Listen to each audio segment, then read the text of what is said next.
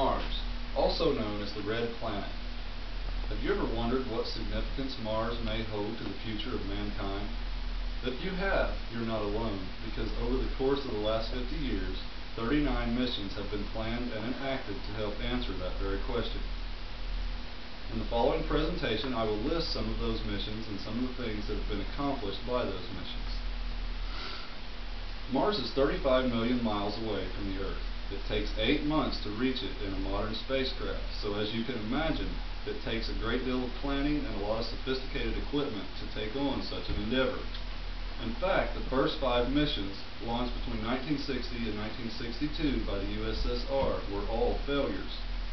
And the first U.S. mission, the Mariner 3, launched in 1964, was also a failure. However, 3 weeks later, on November 28, 1964, Mariner 4 was successfully launched, and on July 14, 1965, the first ever photo of Mars was taken. First ever close-up photo of Mars. Mariner 4 returned 21 photos in all. The next 3 missions, launched between 1964 and 1969 by the USSR, were all failures. However, Mariner 6 and 7, launched by NASA in 1969, were considered great successes. 201 images were returned, along with atmospheric and surface data retrieved by remote sensors. Here are a few photos from Mariner 6 and 7, or of Mariner 6 and 7.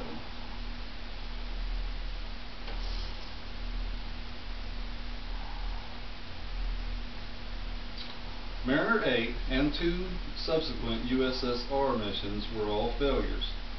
However, the USSR had its first success in 1971 with the Mars 3 orbiter lander, which was the first ever landing on Mars.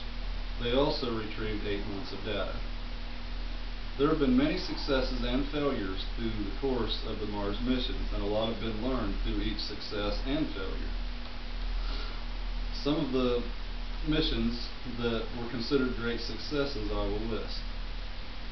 To begin, there was NASA's Viking 2 orbiter lander. Here are some photos of the orbiter and the lander.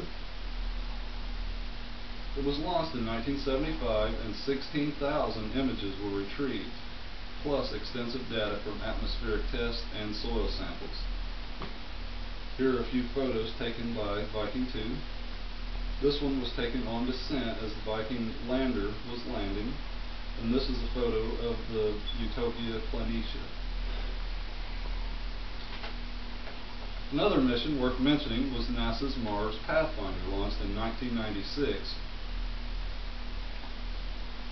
which returned multiple experiment data back to Earth. One of the useful tools used by the Mars Pathfinder was the Mars rover, which allowed mobility to multiple locations for soil samples and images. Another of NASA's successful missions was the Mars Reconnaissance Orbiter, launched in 2005, which returned more than 26 terabytes of data. That's more than all of the other Mars missions combined. Here are a few photos from the Reconnaissance Orbiter. Here's a photo of the Milaz region. Another photo of a gully crater wall, which helps to indicate the wind and weather patterns and erosion that takes place on Mars. And a photo of a rocky bedrock located southwest of the Ganges Chasm. Mars has been studied diligently for many years, and a lot has been learned. Some of the facts about Mars are that it is 142 million miles away from the Sun. The average temp on Mars is negative 81 degrees Fahrenheit.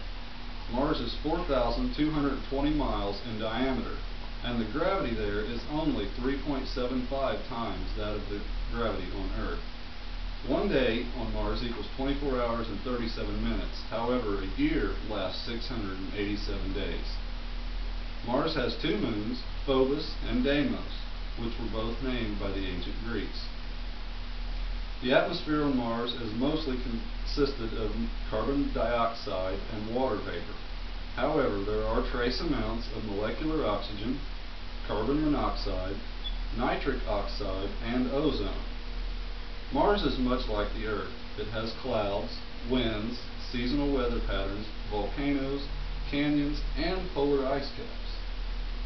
Polar ice caps are of particular interest to scientists on Earth because where there is ice, there is the potential for liquid water, and water is believed to be one of the key elements to all life. NASA is currently engaged in a long-term Mars exploration program and has multiple missions planned over the next 2 decades. Some of the things they hope to achieve is to return samples from Mars back to Earth, which will require a remote launch from Mars.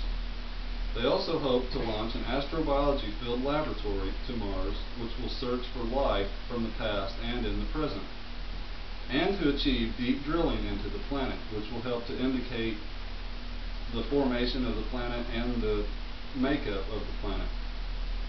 And by the year 2037, NASA hopes to place a man on Mars.